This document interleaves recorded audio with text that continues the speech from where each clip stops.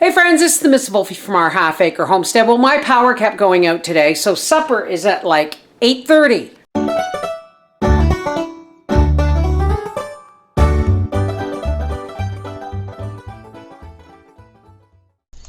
Hey folks, I apologize for the length of the video. Yes, I could have broke it up into 2 or even 3 videos, but I decided to show you the progression of all 4 meals from one chicken. And the end is actually a surprise. But in here, I dropped a whole chicken, 3 potatoes, an onion, and 4 carrots. Supper number 1. Let's see how many meals I can get out of this chicken. Yeah, I'm not wearing my glasses. I'm on my way to bed. All right, let's see how many meals we can get out of this. Okay, chicken supper number 2. This is what is left over from last night's supper. We've got 2 sides of the breast and the carcass. Now, one side of the breast is going to be tonight's supper, the other side of the breast is going to be tomorrow's, and then the carcass and the juice are going to go into the crock pot. Romaine lettuce, 2 in a bag, not 3. Cheap bastard. All right, we're going to cut up this romaine lettuce. Okay, so I'm going to wash this romaine lettuce. Now, I'm going to take half a chicken breast here. Now, I just cooked this late last night, so this is good till tomorrow as well. And this is going back in the fridge for tomorrow night's supper. Chicken, chicken, chicken! Bah! And now, I'm just going to slice also. I have 3 little tomatoes from the last harvest in the garden. I mean, there's a few more tomatoes, but I wanted these 3 little ones because they slice up into nice bite-sized pieces. Let's do supper. Now, we're not going to waste this Caesar dressing that we used when we were at the races. So we're just going to, nice plate of lettuce in there. Whoops. Firing it all over the place. See what I mean? That was just enough lettuce, those 2 pieces, for one supper, but that's okay. Now, we're going to kind of take some of these tomatoes. And then we're just going to scatter the chicken all over.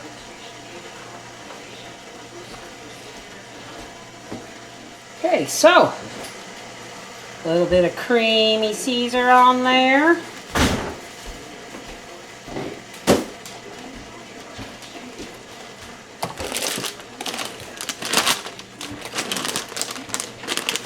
Some Parmesan for the extra protein.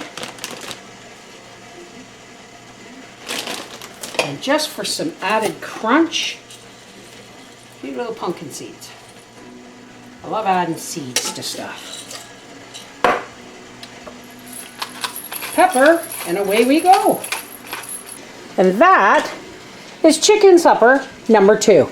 Okay, here is the other half of that chicken breast, plus bones and sauce. Now, it's really important that you save that juice. But what we're going to do now is I'm going to make up a half a packet of instant mashed potatoes. I have some frozen broccoli. I've got my crock pot here to put the carcass in. And I have an egg, milk, and some mayonnaise. And we're going to need an onion. So I want to get the potatoes done first because I don't want them to be hot when I add the egg. Got some boiling water. We're going to let that cool a little bit. We're going to add our milk, just a splash. These are, I used to get Honest Earth mashed potato, instant mashed potatoes from Costco, but they switched to just spuds. They're not the same, but they're as close as I can get. Okay, we're going to let that cool. Take this sauce, ouch, that was my finger.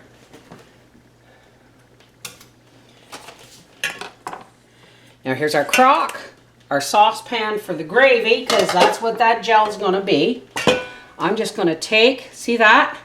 Look at that beautiful gel.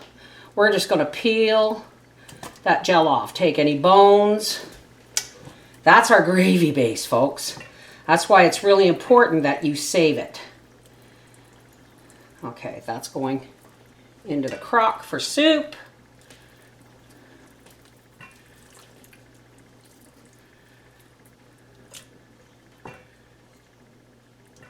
Whoops, I'm throwing the wrong stuff in the wrong pot here.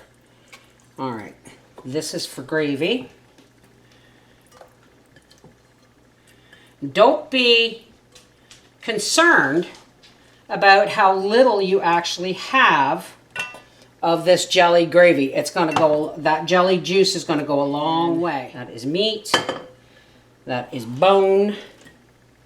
Now, you're going to notice, oh, there's some more jelly, that our casserole dish is now greased, right? Now I'm going to give you a nickel's worth of free advice here, folks. That's beautiful broth. But we don't eat bacon that often, but when I do, I strain the fat. And look how beautiful that is. We're just going to throw that clean bacon fat in there just for flavor and more fat for the gravy. Now first, before I get my onion going, I'm just going to cut up this meat. Just like that. Dice it up nice. And we are going to drop it in the bottom of our casserole. Yes, please excuse the sounds of my dishwasher. It's dying. All right, so there we go. There's our chicken. Now, I'm going to clean this off here. Now, I want to put my onion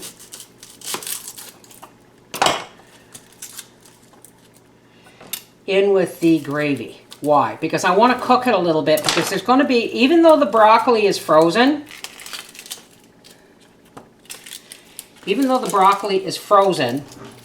it's still going to give off water. It's not a big job, so we'll just do it like this.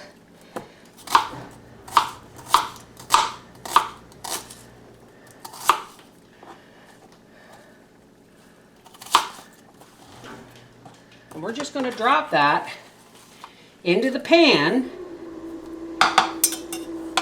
with our bit of bacon fat and our jelly broth from the chicken. And we're going to bring this up to heat on the stove. Now, while that's heating up, we're going to take an egg,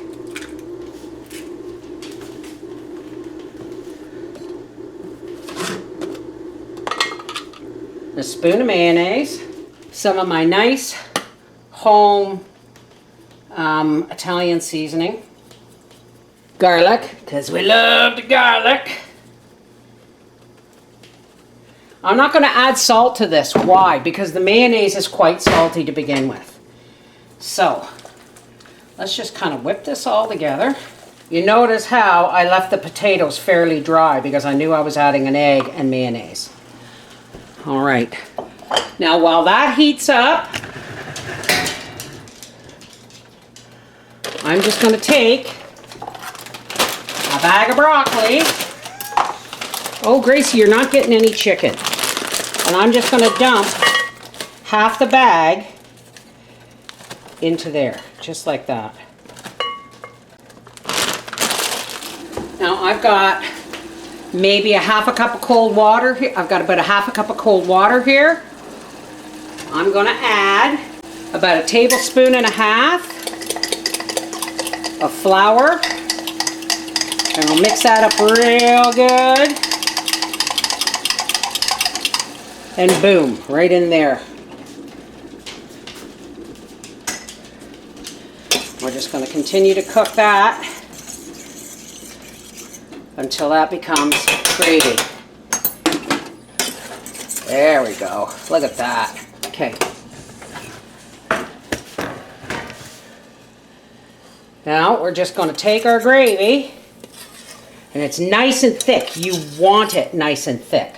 Why? Because that broccoli is going to give off water. That's going to give off, the broccoli is going to give off water. So you want a nice, thick gravy base. And I'm just going to use a scoop here. And I'm going to start dropping the potatoes all over the top. This is a 2-person meal. That's why I only used a half a package of potatoes. You don't want to dump it all on and then try and spread it, because what's going to happen is you'll drag your onions and gravy all over the place. Get the last of this out of here. Waste not, want not. Now I'm going to take the gravy fork and I'm just going to do this. Just going to kind of gently press it down until that potato covers all of the broccoli. I'm not getting Howard to thumbs up all these videos because it's all into one video, okay? So now I'm just going to take a little bit of Parmesan cheese and top that. Supper number 3. This is going to go into a 350-degree oven for about 40 minutes, and then you're going to take the lid off for the last 15 to brown that up. Being I was working in the basement, say a special thank you to Howard for dishing up his own dinner and taking pictures for us. He loved every bite of it. Okay, here's our stock from the chicken. It's been cooking on low for about 36 hours, and we're going to make borscht. Please don't send me comments and emails saying you don't know what you're talking about. That's not borscht. That's not traditional borscht. No, it's not traditional borscht. I'm a Canadian. I come from a multicultural society. And basic borscht is beet soup, beet and greens. Okay? So that's what I'm going to make. All right? Okay, again, forgive angles, folks. I'm filming with my phone. Now, here are 2 big, beautiful beets. Remember those 5 beets? Well, here are 2 of them. And what we're going to do, we're going to be peeling these. We don't want hot water, we want cold. We're going to be peeling these. But we're also going to be washing these greens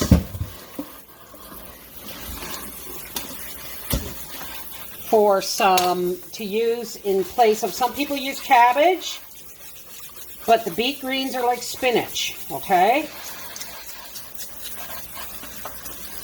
Just want to get all that beautiful organic dirt off of there.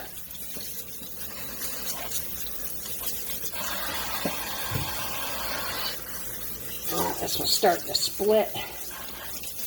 I've got 3 more sitting outside drying for supper one night. All right. Now we're going to go through these greens, and we're going to pick the youngest and the nicest ones. There's a nice one. Like spinach. I'm planting a lot more beets next year.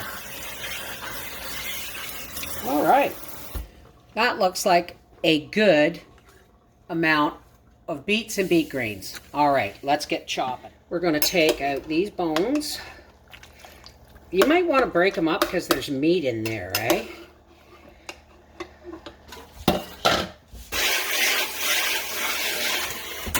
I'm just going to put them on this aluminum plate and let it cool for a minute.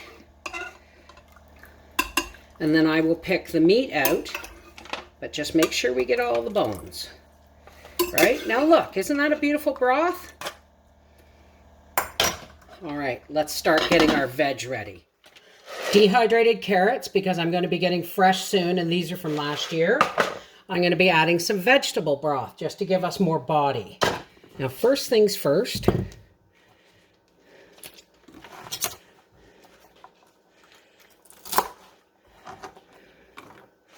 I'm going to chop up these beet greens.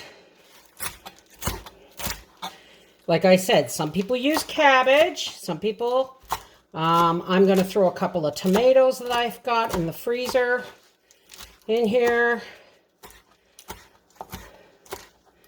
You can use tomato paste, you can use canned tomatoes, but in reality, borscht is a poor man's soup from the old country. You can dress it up however you like, but this is a real simple dinner. Okay, that's going in here. Gorgeous! Now, I'm going to peel these.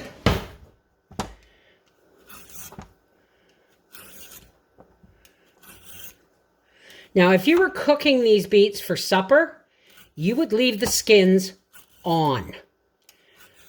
Why? Because once you boil, if you boil them with the skins off, all that beautiful red color is going to leach out of your beets. Ow, damn, that's a sharp one. It's going to leach out of your beets and into your boiling water. Some people, you know, say shred the beets. Let's try that.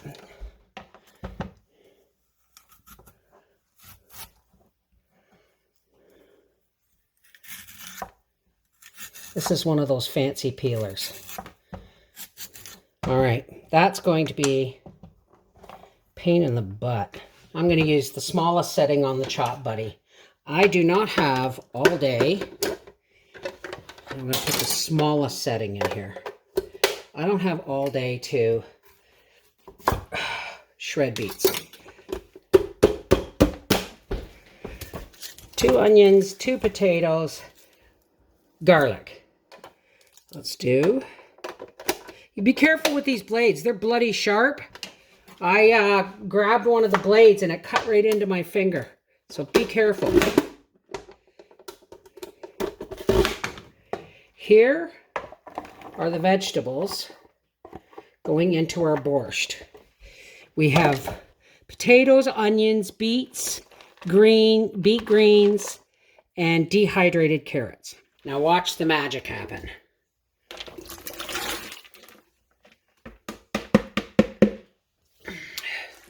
Yeah, I think we need some more broth. But not much. You know what? I'm not going to open a full quart. I'm going to go get one of my pints. And I'm just going to add. That's better. That's better. Now I'm going to go through these bones. Drop in some meat. As long as Papa sees some meat in that soup, he won't think it's just a vegetable soup, right? All right. Now we need garlic. Oh my God, that's going to be so beautiful. Oh, and my tomato. I got 2 late tomatoes that came in the garden, and I'm just going to throw, they've been in the freezer. I'm just going to throw some boiling water over them, peel them, and toss them into the soup. And while we wait for the kettle to boil, let's get our garlic on. Hey, baby! Making soup! Now, I don't know about you, but we just like our garlic chopped. I don't like using the garlic squeezer because A, I like finding pieces of garlic in my soup, and B, they're a bitch to clean. So I'm going to put this in the soup. Just like what I do when I'm canning. Just pour some boiling water over those. And these skins should slip right off. Look at that. Into the soup. We're going to put in a 2-finger pinch of salt. Some cracked black pepper. Look at that. Now, this is going to cook all day. I like to put a couple of oven mitts over top to insulate. Okay. Now, if you didn't think the soup could get any better, we're going to make, some are going to call it gnocchi, some are going to call it potato dumplings. You do you. I'm gonna call it potato dumplings. Okay, we are still filming with the phone, so things may get a little bit awkward. Now, do you remember the rest of that package of instant mashed potatoes? Now, I'm not going to use boiling water. I'm just going to use hot water. So obviously that's going to need some more water because they're instant, right?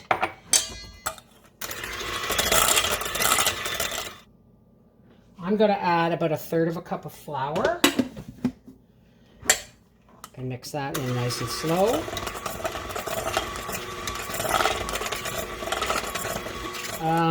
We actually may want it a little bit drier, so I'm going to make it almost 1/2 cup of flour.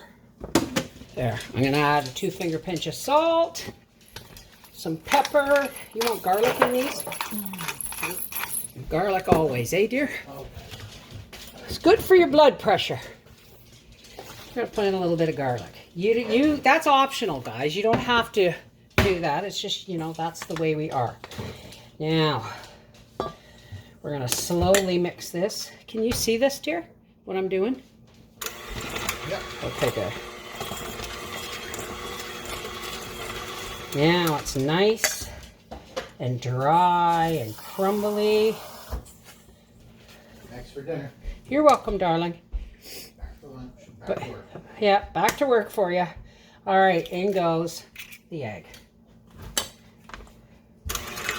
Now what we're trying to get is almost a noodle consistency, because we're making these like gnocchi, right? Gnocchi. All right, that's getting nice and stiff. There we go. So now what we're going to do is, this is a nice kind of sticky dough. And now we're going to get some more flour.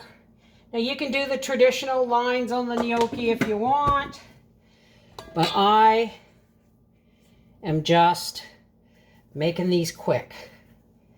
Okay, so we're just going to roll this out in the flour, and I'm just going to cut them up.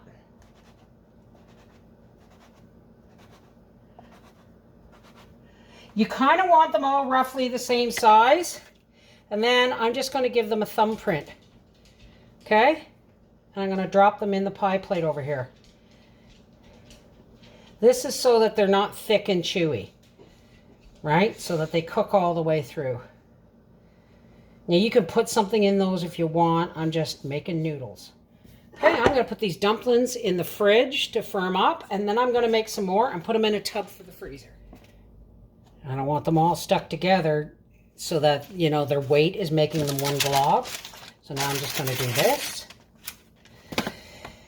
And then I'm going to do the same with the second one. These are now going to go into the freezer for the next time, say, I make soup with my garden vegetable medley. Wouldn't that be lovely? So these can go into the freezer just like that. There it is, folks. Oh, you know what? There may not be room in here for our dumplings. Let's make a well. Now this is bubbling hot, so this shouldn't take long. But I'm going to get my spider here and try and push these down under the broth. Oh, yeah, that's what I'm talking about. Look at all that vegetable wonderfulness. All right, now I'll make sure they're all down under the broth to cook. And this is going to go back on for about 5 or 10 minutes. And we'll be back. Okay, let's have a look. It's been about 15 minutes. Oh. Oh my goodness.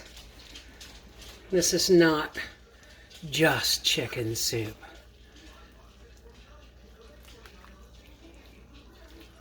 Look at that. All right, now let's go over here. Okay. Now what we're going to do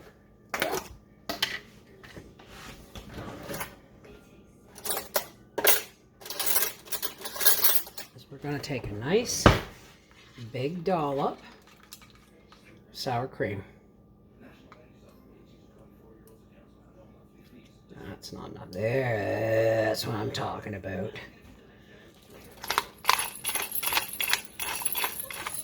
Let's go see what Papa thinks about that.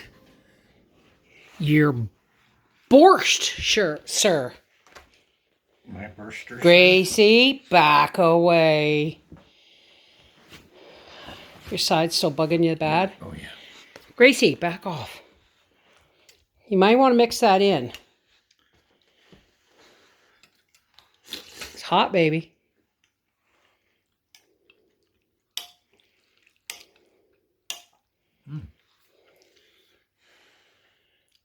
Not your traditional chicken noodle soup that I usually make out of a carcass. This is... Awesome. There you go. Thank you. You gonna share? No. She might get to lick the plate. Is he gonna let you lick the plate? A bowl or whatever that is. This is the Mrs. Wolfie from our half-acre homestead saying that's your 4 meals from one chicken. And trust me, I probably could have made it stretch farther. Making it stretch, that's what it's all about. Mwah! Take care, God bless.